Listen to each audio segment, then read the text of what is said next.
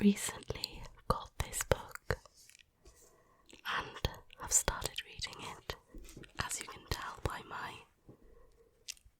little bookmark. And I've found a lot of comfort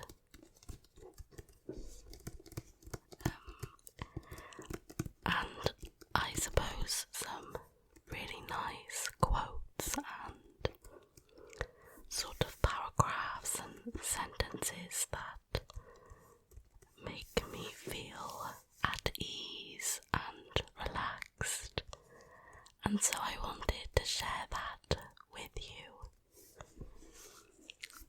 I've even started putting little, I suppose, post-it notes, or like, I can't remember the word, what they are, like, yeah, they're like little, like tags, so any sort of entry that I like, I know that I can always just go back to it, because it's just got a little mark on it. So I thought that we could continue it together, and I'm gonna pop on one of my favourite candles, which you can tell because it's almost right down to the bottom. I'm trying to open it without too much noise, but it's literally on the grey part now. This is cashmere, and I just love the way it smells, and it also isn't, it doesn't cost too much either, so that's nice. It's always a plus. So yeah, hopefully we can relax and find some comfort together. And if you're having a bad day, or there's any worries, now is the time to just be at ease, let them go, and hopefully you can find some relaxation and comfort tonight watching this video, or today watching this video. Either way.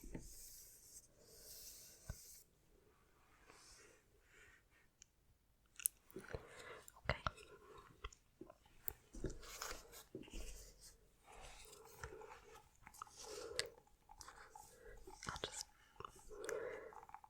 I call him Ben. Just pop a little Ben there for us to have a little read. Okay. So this is called the Comfort Book, and it's basically just a lot of entries bundled together. I think he explains it a lot better than I do.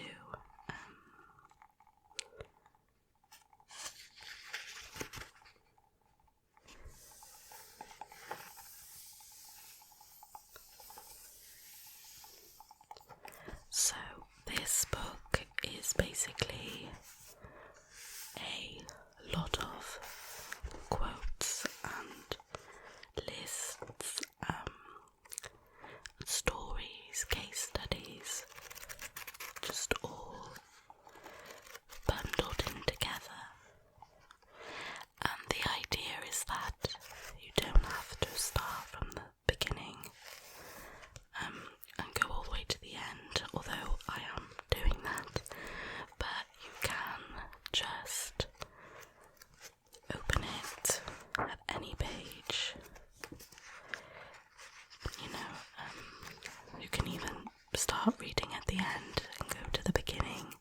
It's just totally personal preference and whatever you feel like, really. So let's get started.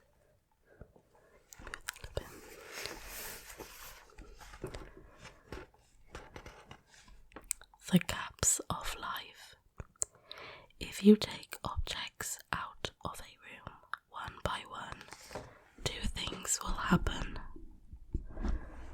The first is obvious. You will miss some of the things you have taken away.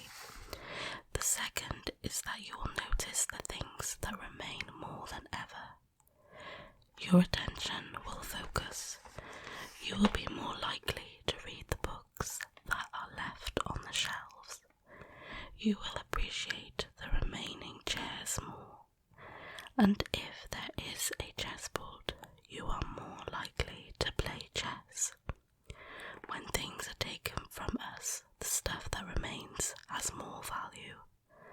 It rises not only in visibility, but also intensity. What we lose in breadth, we gain in depth.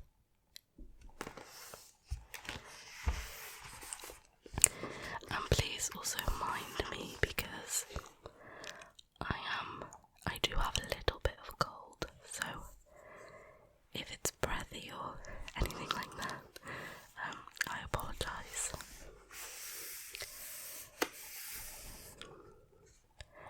A few don'ts.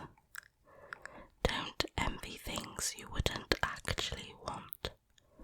Don't absorb criticism from people you wouldn't go to for advice. Don't fear missing parties you would probably want to leave. Don't worry about fitting in, be your own tribe. Don't argue with people who will never understand you. Don't believe anyone has it all figured out. Don't imagine there is an amount of money or success or fame that could insulate you from your pain.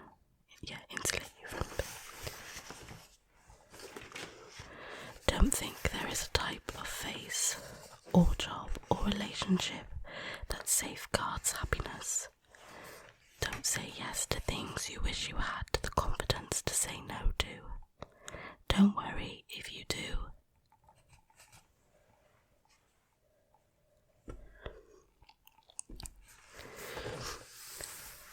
Some of these are really lovely entries.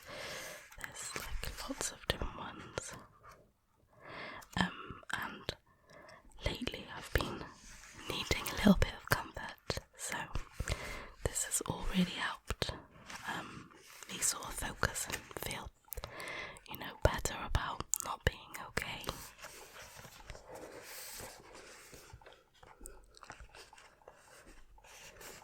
So foundation. Other people matter, but there is no point becoming someone else in order to find friends. In order to find the people who like you, it is first necessary to be you.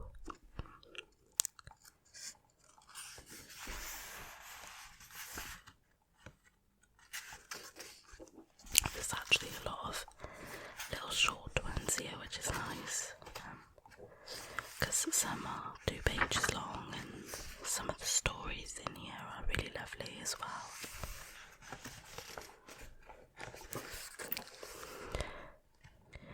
We all have an impact on each other. We are all connected in so many seen and unseen ways, which possibly explains why one of the simplest and quickest routes to happiness seems to make someone else happy. The reason to be selfless is selfish.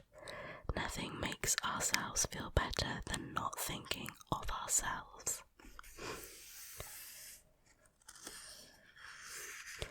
I think what I love most about this book is that it makes you think about things you wouldn't necessarily think about. So there was one line that I really liked. I think it's and he was talking about how sometimes we're our worst enemy, and we make ourselves think things that aren't necessarily true. And so I love this line of, our mind might make prisons, but it also gives us the keys.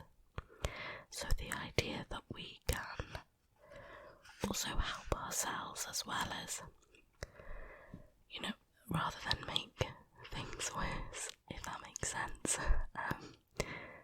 But yeah, I think that's always really, I didn't think of it like that before, but yeah, it's definitely thought-provoking.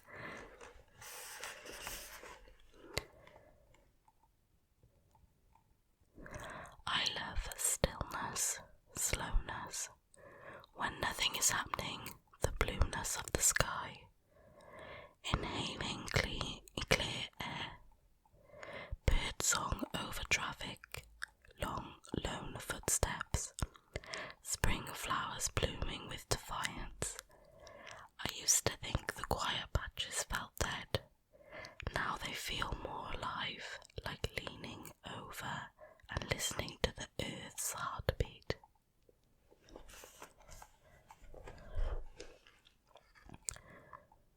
Forward momentum is great, but we also need sideways momentum. I can't say that word. For instance, I just sat down and ate a pear.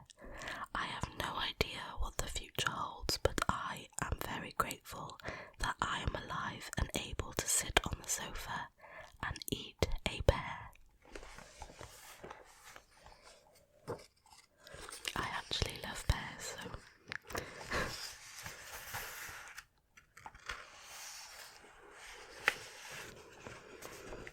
there's literally an entry here that says toast.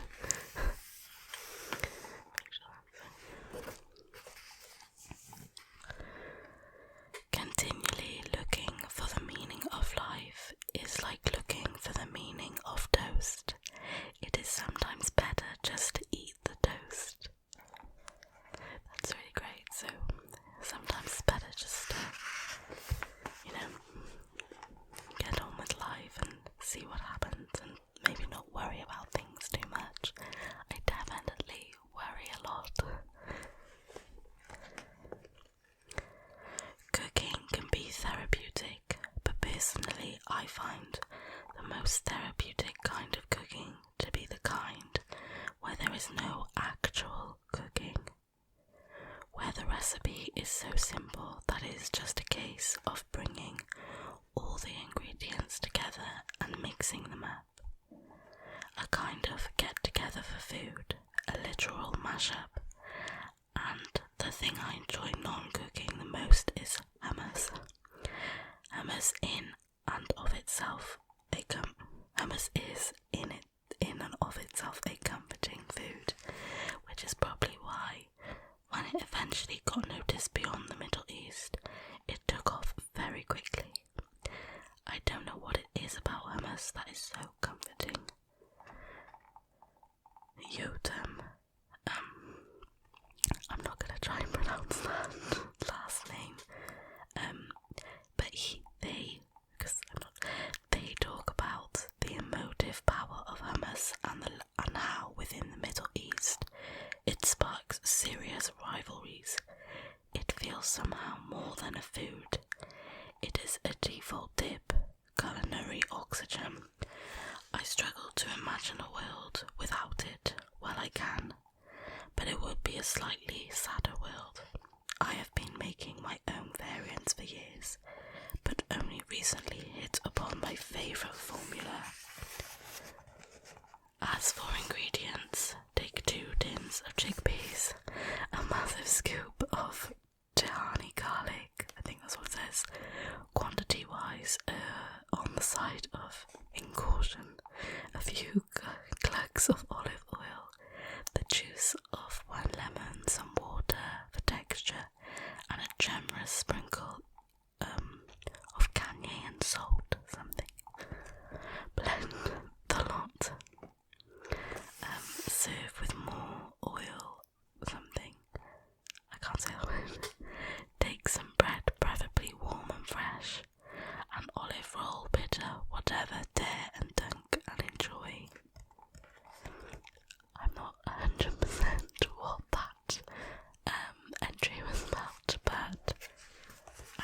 some reason for it being in here.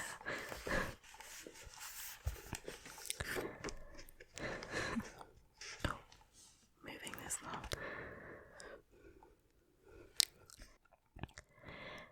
There is always a path through the forest. I've spent much of my life thinking about hope. In recent years, I've spent a lot of time writing about it. Before then, I clutched hope like a security blanket. In my 20s, I had a breakdown, a fusion of severe depression and a panic disorder that made me fall so hard I spent 3 years of my life desperately wanting to die. It is hard to cultivate hope in such a state of despair, but somehow I gathered enough of it and stayed alive and see a better future. Hope can feel in scarce supply for everyone these days. Global pandemics, brutal injustices, political turmoil, and glaring inequalities can all take their toll on your reserves. And yet the thing with hope is that it is persistent. It has the potential to exist even in the most troubled times. Hope isn't the same thing as happiness. You don't need to be happy to be hopeful. You need instead to accept the unknown of the future, and that there are versions of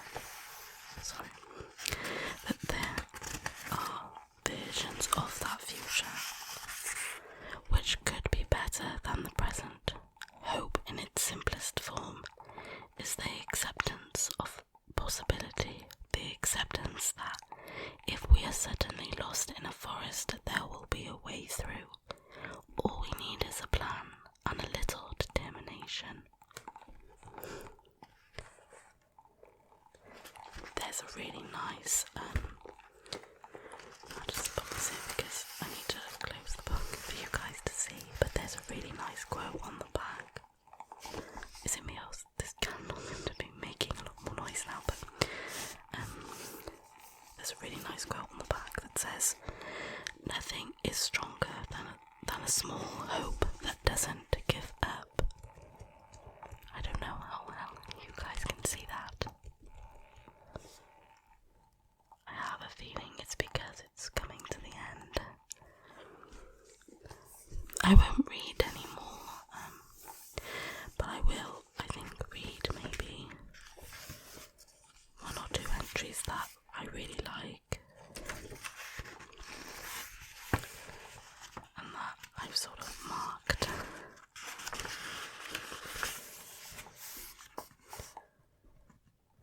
There's this really lovely story about him and his dad. So it says, "A thing my dad said once when we were lost in a forest. Once upon a time, my father and I got lost in a forest in France. I must have been about 12 or 13. Anyway, it was before the era when most people owned a mobile phone. We were on holiday, the rural, landlocked, basic kind of middle-class holiday. I didn't really understand. It was in the Loire Valley. I'm not sure if that's how you say it. It's Loire. And I'm probably saying it totally wrong, and so I apologise completely. I actually cannot pronounce words at all.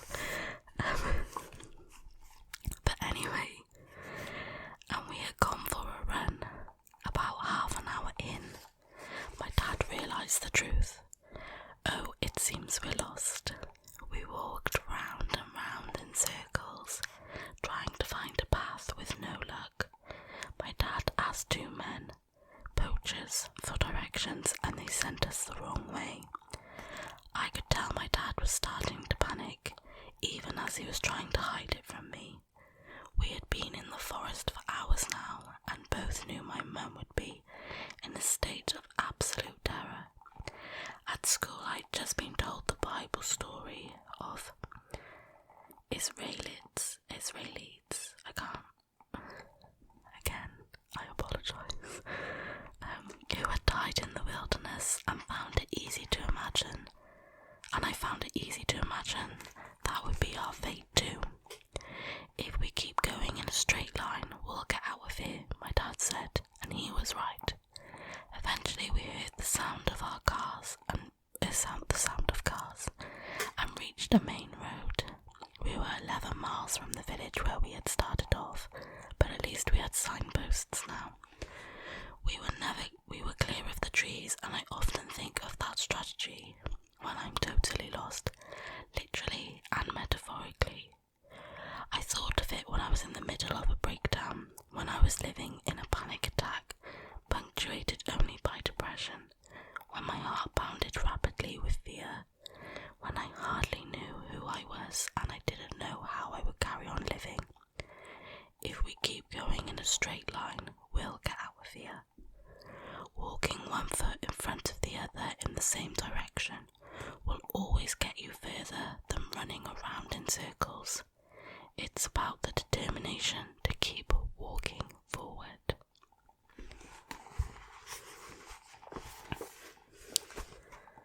And then, I won't read more, but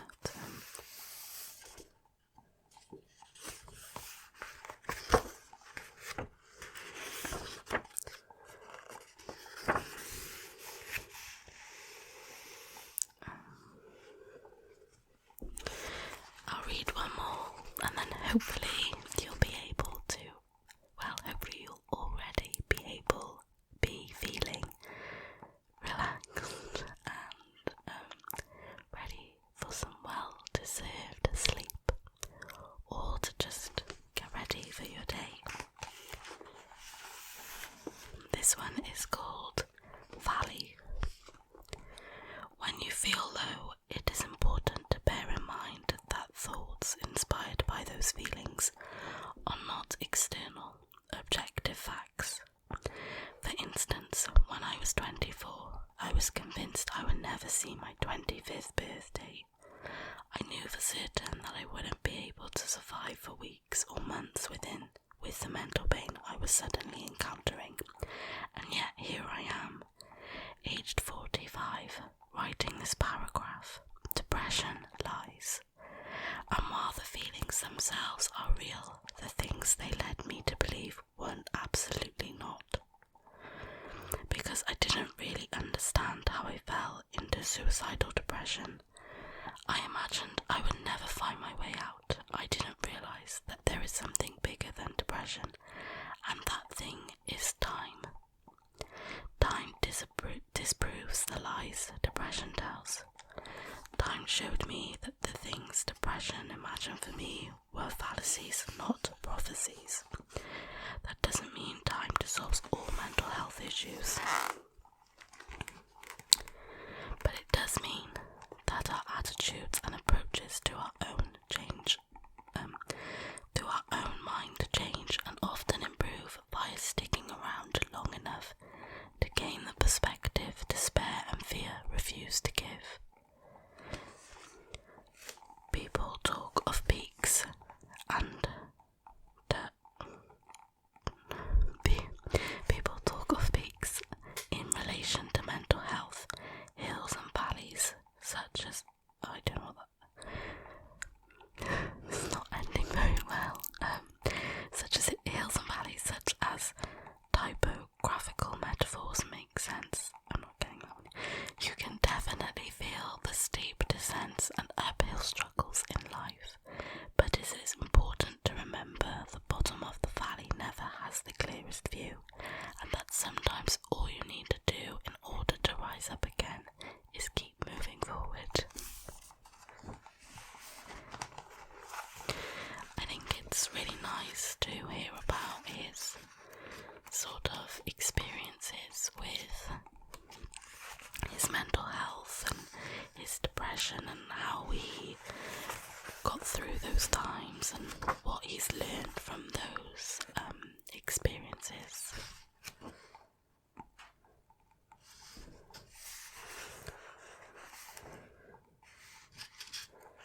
But no, there's some really great stuff in here that I would highly recommend.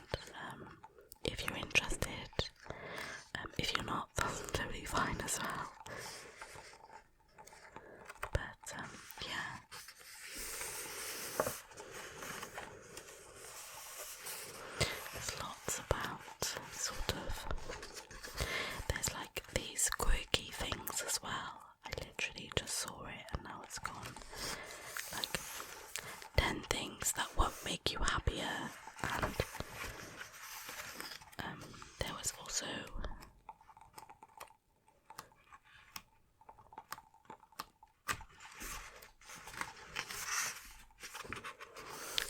books that helped my mind, and then earlier there's something like 10 songs that help me. There's some really great stuff. This one's called Baby. Imagine yourself as a baby. You would look at that baby and think they lacked nothing. That baby came complete. Their value was immediate from their first breath. Their value did not depend on external things like wealth or appearance or politics or popularity. It was infinite value of a human life, and that value stays with us even as it becomes easier to forget it. We stay precisely as alive and precisely as human as we were the day we were born. The only thing we need is to exist